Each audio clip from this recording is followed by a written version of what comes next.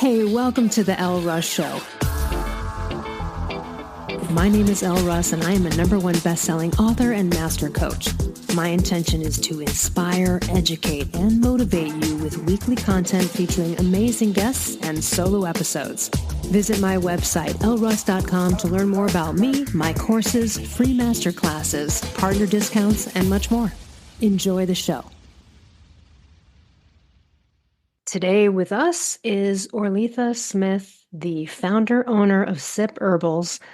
Amazing company, amazing story, journey. Welcome to the show. Thank you so much for having me. I'm really excited to talk to you today. The reason I even know about you is we're really Instagram buds because I learned about you through Daryl and some other people who've been in the paleo primal ancestral space.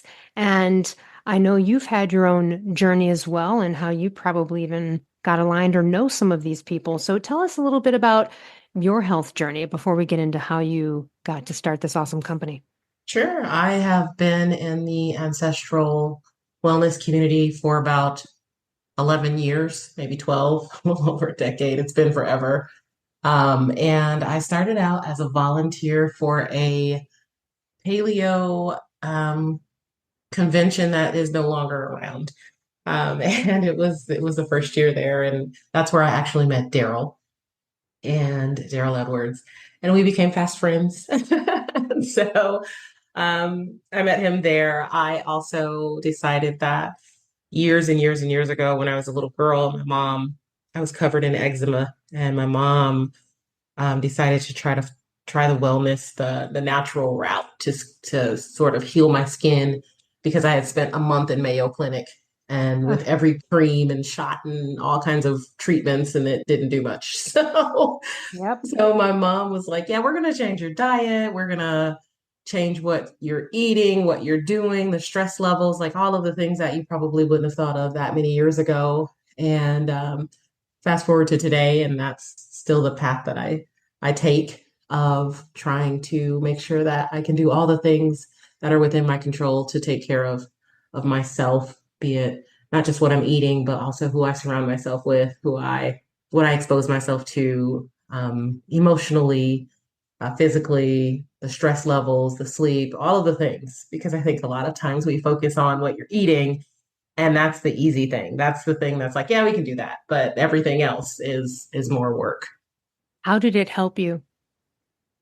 So, helping is sort of relative, but Mm-hmm. it helped me in so many ways. I also struggled with an eating disorder, so it was more of trying to find the other things, other paths of wellness, all the other spokes of wellness. So I think understanding when I did my talk at AHS about how our ancestors are all different, but they all sort of shared a few of the traits of community and making sure that our community was well. And community means taking care of each other and taking care of ourselves as well. So that's helped me to understand that we do need to take care of each other and we need to connect with each other outside of just what we're eating. What are you eating? What are you eating? But actually connecting with each other and seeing how we can help each other to be well as a whole, because we're only as strong and we're only as healthy as the weakest and the unhealthiest of us. So unfortunately and fortunately, we do get to take care of each other.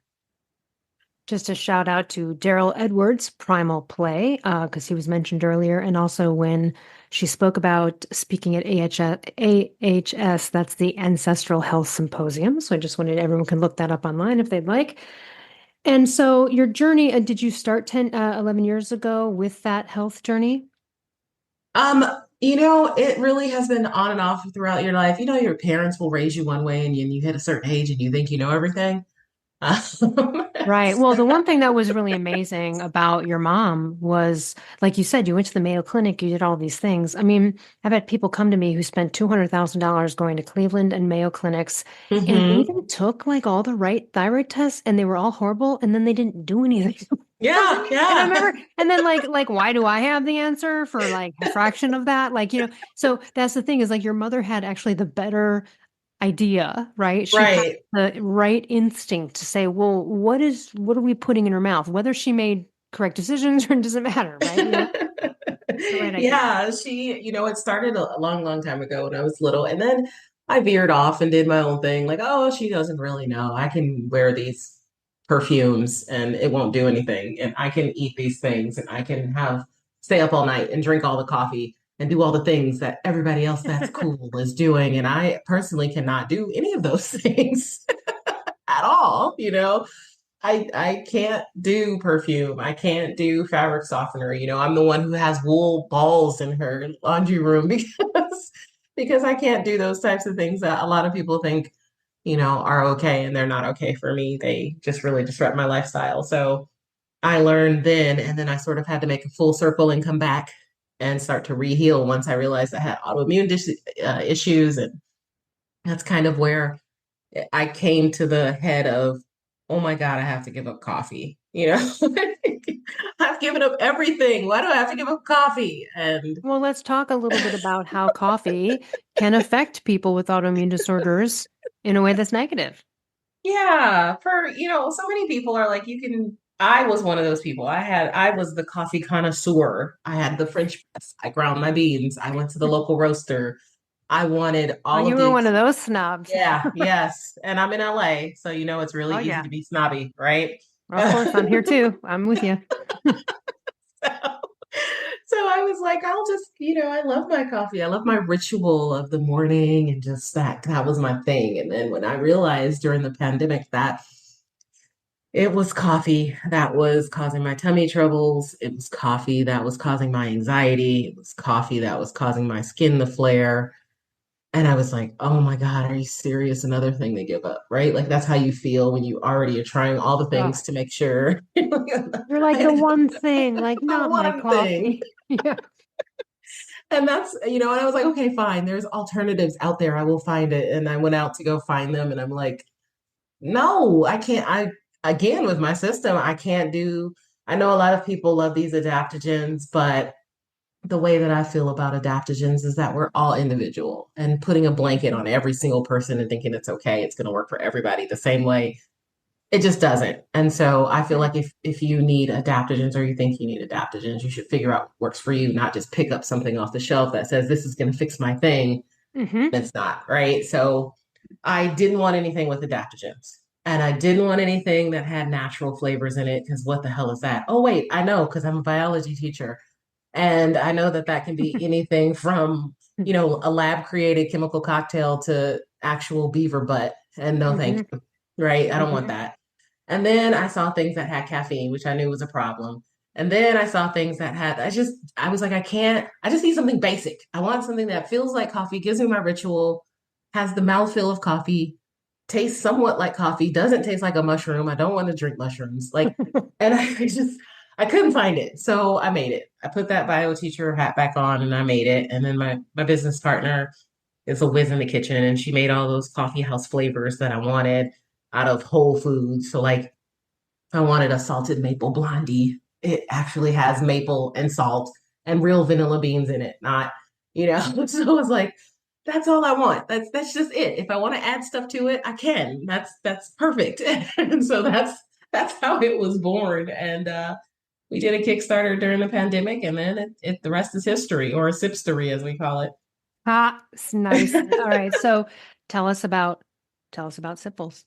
Yeah, so Sip is just a better for you coffee alternative. And the reason we say better for you is because it is literally roasted herbs and spices, and that's it. And right now we are on a mission this year to find local farmers in California to grow all of our herbs, so that we don't have to find them all over the world. We want them here. We want to support local farmers I in love our it. local community. And so that's what I've been doing all year is meeting with farmers, looking at land, trying to figure out how we can logistically pull this off in the next few months because I want to do it. I want to move to here. No, that's so great. And honestly, it is like you said, the fresh, like the actual real ingredients. This is not, these are no joke product right here that you have. And you have a pretty great variety of these faux joes. Yeah, like I said, I was the coffee person. I was like, I want my experience. And so it's the ritual that we wanted to recreate. We didn't want people to feel left out. I'm one of those people who, like I said, was sick as a kid, always left out, and then couldn't have this, that, and the other thing. Okay, you're left out again. Oh, wait, now you can't have your coffee. No, I refuse to be left out. Yeah. So I wanted to do that. And that's where my business partner, Kelly, decided, okay, well, what flavors do you miss? And I'm like, I miss the salted. Well, actually, it was called a caramel macchiato that I used to drink when it was junk time. And I was like, I don't want to drink that. I want something that gives me that feeling. And that's exactly what salted maple blondie gives us. And then there's royal mocha, which has no chocolate in it, but it has those rich chocolate notes of carob because we've roasted it so that Mm, it brings out those notes.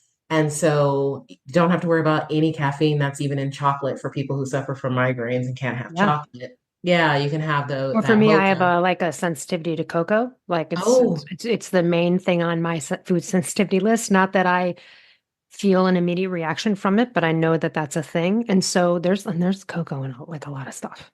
yeah, my brother has a cocoa allergy, a full allergy. Oh, And feel for him. Not for chocolate, but for the fact that it's in a lot of other crap. right, and that's what we came to find out. I was like, wow, I didn't realize it was in so many things. And so we have that royal mocha for people who can't do chocolate. We have peppermint mocha. We have, the dirty chai for my daughter because she has an autoimmune issue and she can't do chai, but she loves a good dirty chai with her oat milk and her brown sugar syrup Freaking love and chai, and I love the cinnamon roll situation you have. I absolutely love cinnamon roll. That's the one that I am drinking right now. And so I drink that one. It's either cinnamon roll or salted maple blondie in the mornings for me. And then in the evening, I like to make a nice dark royal mocha to just enjoy, especially right now when it's chilly. It's absolutely perfect. Like, I love it. Well, I mean, what does it feel like to have like sat down and made yourself a cup of your own creation? It's so exciting, honestly. You know, I really made it to help myself and then came upon the realization that I was helping other people. That's how Uh, it goes, doesn't it? I mean, that's Mark Sisson's story with the mayo. He was like, I love mayonnaise, but all of the mayonnaise has canola oil. Like, yeah, I'm making my own mayo then. And then he would do it in the cookbook. He made his own mayo. He's like, well, this is a pain in the ass. I don't want to make mayo every single time. right. Literally, I mean, that was the reason he initially started to do the mayo. And then, of course, it blew up. So it's great. It's usually, and he also even, you know, did like his own blog to sort of just kind of keep himself, like it was never, and so usually we do that. We're following our own passions or even just solutions. And suddenly it becomes the solution for so many people because this is solving so many things. People have issues with beans, legumes. It's super paleo because of it. Yeah. And there's so many people that I didn't realize that, people on thyroid medication, people on diabetes medication, high blood pressure medication, the coffee and the caffeine interact with those medications and can cut their absorption rate by up to 50%. And it's like, whoa, did your doctor tell you that? And they're like, no. So it's like if you look at the people out there who can't have it because of medication or just can't deal with caffeine, or as people get older, the caffeine sensitivity just changes. And they're like, all of a sudden, I couldn't drink coffee anymore. Or people who are dealing with hot flashes and menopause, coffee and caffeine can take those symptoms and exacerbate them. So there's this huge community of people that their last semblance of normalcy is coffee. And I'm like, I get it. That just the first sip, which is why we call it sip, where your shoulders drop and you feel like, okay, I can start. That's totally what we're doing. I love it. What throughout the years, usually and then when you have a health journey and you get to a certain point and so many things about your life and health change, right? Whether it's energy or physical ailments. And then we all have this moment where we want to impart it on our loved ones. and it can be really tough because, right? I don't know if you've had this Oh experience of yeah. talking. So I would love you to talk a little bit about that because my thing is like you get so excited about a thing, right? Not, I'm not talking about your product, but like, the idea of going hmm paleo or so if people are hmm out there, and I'm telling you right now, you're going to have such a transformation if you follow and adopt a paleo primal ancestral lifestyle in the correct way that you're going to want to go proselytize it. And you know what? And I'm going to say, don't do it. I'm going to say, don't do it. So tell me about your experiences there. Because I know, when you have a miraculous, like your test becomes your testimony kind of thing. Yeah, yeah. Yeah, so I became an evangelist. That's what I call myself. Right? Like I'm gonna tell the whole world about this thing. And it's really funny because I had my children right around the same time. So my son is 18 now, my daughter's 16. So he was about 2 and she was barely 1 when I was like, we're switching all the things because I'm tired of feeling like this, right? And tired of all of the things. I'm tired of being sick. I'm sick and tired of being sick and tired. And my husband was like, yeah, no, I'm not doing that. You could do that for the kids because you cook all their food, but I'm not doing it, right? He was like, I'll do it for dinner because you cook dinner, but no. And fast forward a little bit of time because both of our children had eczema, like I did. And he saw that their skin was changing and that they were getting better and they weren't having as many issues. And then all of a sudden, our son's ear infection stopped and our daughter's sinus issues stopped. And it was Hmm. like, wait a minute, Yeah. this does maybe work. And then he had a bursitis flare, which I'm sure if you don't know, it's just the bursa sac in your shoulder that has inflamed. And he was like, okay, I'll give it a try. And he hasn't really turned back from there. He decided that he could actually eat this way and be happy and not miss anything. And so we've been eating probably 90% of this way for the last 15 or 16 years. And then when I made my journey into the paleo sphere, that was about, like I said, 10 or 12 years ago. So it took me a while and I was like, wait a minute, there's other people out there, that are doing this too. And so I'm really glad to see that it has grown and evolved into what it has grown and evolved into, for the most part. I would say for the most part. It's uh it's so interesting too. I mean, I know because you live in California as well. We are exceptionally lucky here in the state because there are so many options if you have Oh, celiac, if you I have love it. like it's right, it's astounding. Almost every single pizza restaurant has a gluten-free and also like a grain-free option. Like it's pretty amazing. Almost all the stores have a variety, people don't even realize the options that are out there, but it's a really great place to be if you come to California if you no, but Yeah, it I really love it is, here. especially if you have celiac. California is like a great place to be. Yeah, I tell everyone I'm there. I love it here. I do because of our variety. And I can go to a farmer's market that is literally 3 miles from my house twice a week, all year long. I know. Like I I can know. get everything fresh. I can get it all here. So I love it here. I know you're like me. I feel like I'm the unofficial spokesperson. But when I first moved here 30 years ago and I was in college and I called my stepmom for a recipe or something and she said, well, you can just use an orange because it calls for a blood orange. And where the hell are you going to find that? And I was like, right next Right door at the there. grocery store. But it was one of the craziest things that happened to me because now, of course, like Whole Foods and all these kind of things are everywhere. Yeah. But back then, it was like I walked into a grocery store for the first time and I had never seen such color and beauty in the produce section. I Yeah. was blown away. And that's why a lot of our restaurants are so incredible. And I had family out here for Christmas and we went to a few basic restaurants, like not super fancy or anything like that. But because of our produce here, everything just seems so gourmet. And they moved to a state where they got nothing but like Denny's and like the chains. Ugh. And so even though they cook at home all the time, so when they came out, and she had a salad, and it was like just an avocado, like, candied pecan, like salmon salad or whatever. They sell that at like every restaurant. Yeah. Or like, you know what I mean? And so she had it. She's like, that was so good. And I was like, you can get That's that anywhere. anywhere. But you know what? People don't realize you can't get avocado everywhere. You just can't. Right. I mean, I And moved so we're here so 30 years lucky. ago too, from, well, how many years is this point? At this point, it's about 34 years for me. And I moved Nice. here from Illinois. Oh And my God, did I not know that? I'm from Chi-Town. What? are you really? All right, we're gonna have to talk off. Yeah, for I'm from sure. downtown Chicago. Yeah. Are you? Okay, then you know the city that I'm actually from, because most people don't know where I'm actually from if I say that. Most people are like, where the hell is that? So I just say Chicago. But it's really Where are you close to actually from, or where are you from? Rockford. Oh yeah, I know exactly where that is. It's right there. Yeah, now you know why I did not go back. Oh, Um, no offense to people in Rockford, but you might be hating it too. Come on over here if you. just come on down. So yeah, it's like you don't have the year round aspect, but I mean, I love it. I still have family there. I love y'all if you're listening. And you know that I always brag about LA, and I'm never gonna Yeah. stop. No. Tell us about your journey with being an entrepreneur here. What were you doing before you decided to start that? Whether you're still doing it now, but what was your profession or what were your goals and passions and what were you working on before you finally were like, okay, wait, hold on, I'm gonna put all my energy into this. So I was a biology teacher here That's right, you in mentioned for many yeah. years.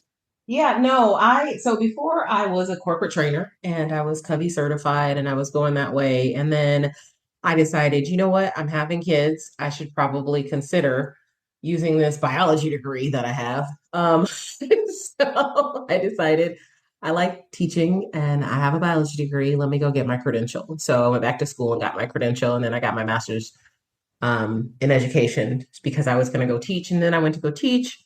And that was right at the time of all of the teacher layoffs. And so Yeah. it was actually perfect timing because I decided, okay, I'll just stay home with the kids and we'll go that way.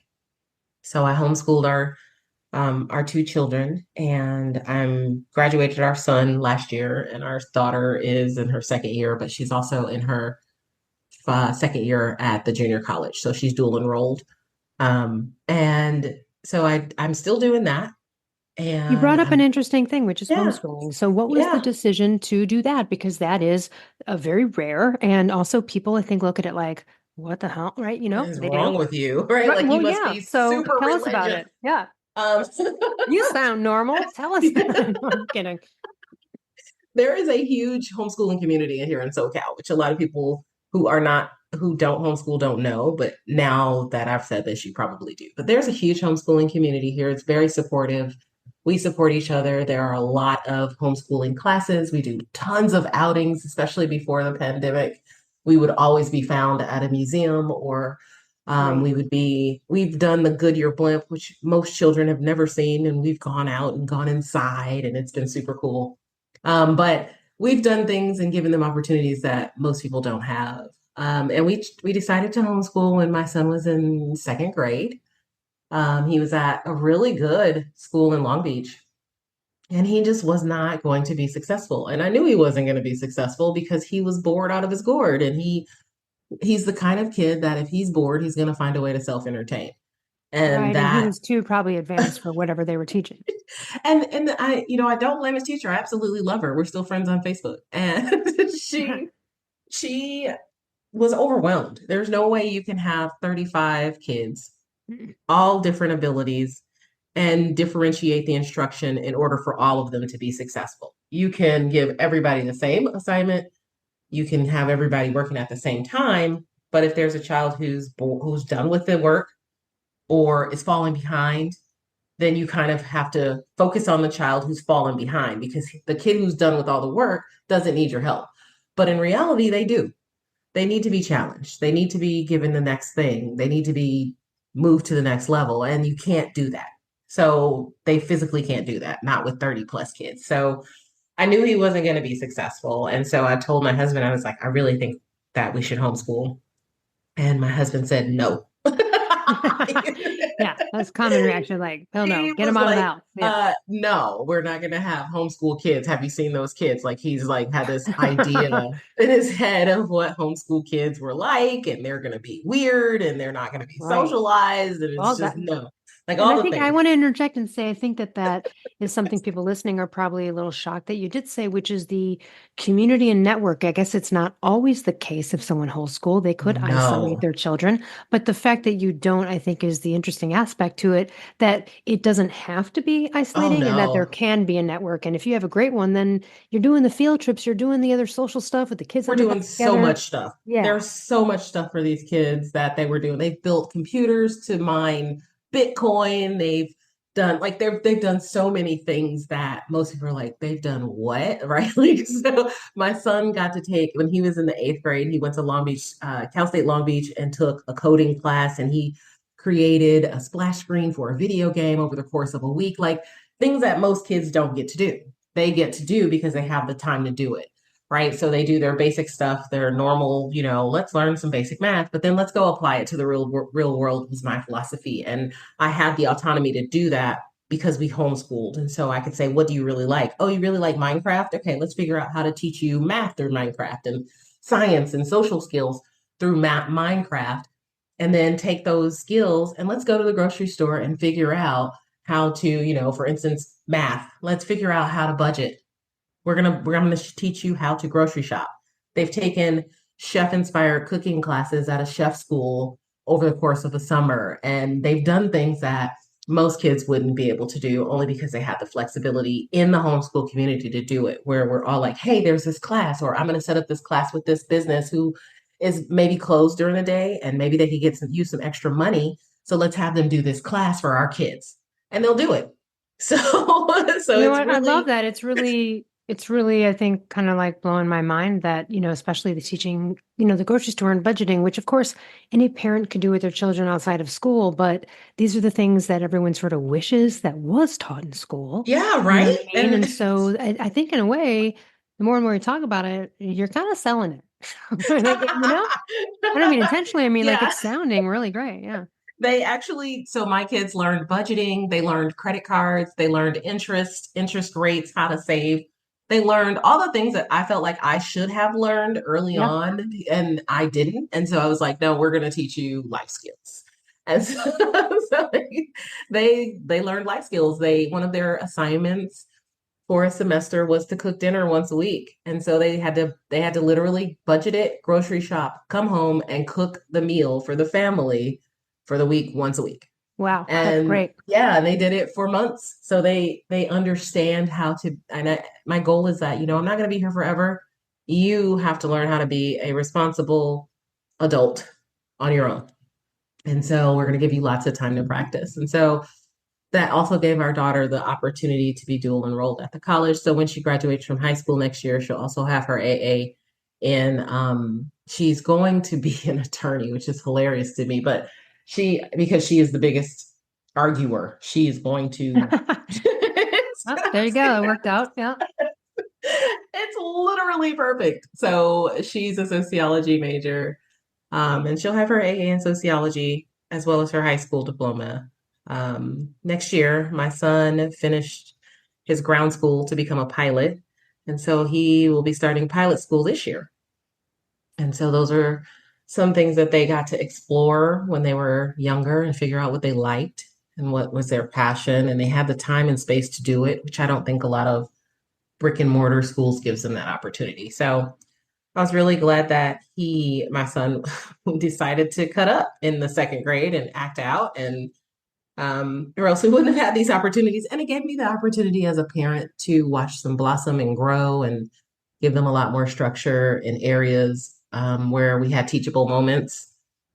Because being the only people of color, sometimes most of Hmm. the time in our groups, we've experienced a lot of things. And so we had to Well, a lot um, of good conversations probably came from those things. yes, we had a lot of great conversations from those things of people saying things and doing things that probably most people would go, "Oh my God, you did that to a kid. You treated a child that way." Yeah, people are But evil. we learned a lot. So yeah, it's been a great experience. Sounds amazing. All right. Well, but segueing back to your company, everybody on Instagram, at least, the handle is at drink sip herbals. And then did you just get this amazing first name Instagram handle that I see here? Because Yeah. I'm looking at it and I'm like, oh my gosh, it's just your first name, which is Orleatha, but it's for everyone. It's spelled Orleatha. And of course, we'll put everything in the show notes to connect with you. But tell us, where can we get and buy your products? And then you also have a discount for people if they'd like to try it. Yeah, so we are available, of course, on our own Shopify website, which is sipherbals.com, where you can use the discount code SIP10 for 10% off. And we are also available on Amazon. And if you are in Canada, we are available on naturamarket.com. If you'd like to run into a store to grab it and you're in SoCal or NorCal, you can go to Lazy Acres Market, and we're also available in New Leaf Market. Awesome. Well, congratulations and wishing you the best of success. I can't wait for people to go out there and try it. Is there anything else you'd like to leave our audience with before we go? No, just thank you so much for your time. I love telling my story. So thank you. I love it. Thank you. And for everyone else, we'll see you next week. Hey, listeners. Over the years, a ton of companies have approached me to collaborate, but I will only promote companies whose products I believe in and that I actually use and consume on a regular basis. So let me tell you about some of my favorite companies that I can offer you discounts for. Rep Provisions, an amazing company doing incredible things for our planet, topsoil, and animals with regenerative agriculture, and it's my #1 source for quality pasture-raised meat and chicken. Visit repprovisions.com and use code L15 for 15% off. I'm also obsessed with a company called Carnivore Crisps. They make a lean, all-natural, and delicious alternative to conventional snacking, made with just real meat and real salt. Totally addictive, and my favorite ones are the beef brisket and the ribeye. Visit carnivorecrisps.com and use code PALEO10 for 10% off.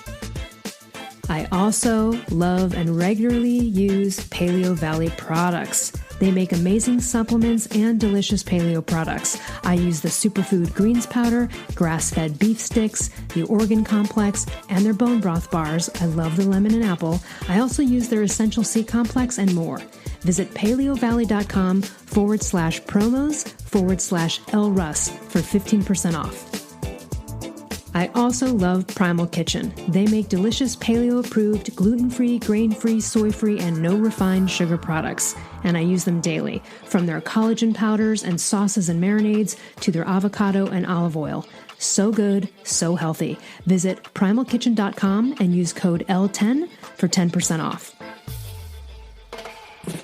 I also love paleo powder and use it almost on everything I cook. They make incredible seasoning blends, and they also have these incredible grain-free coatings that feel just like crispy breadings that you would have had prior to knowing that there's another way. So visit paleopowder.com and use code L15 for 15% off.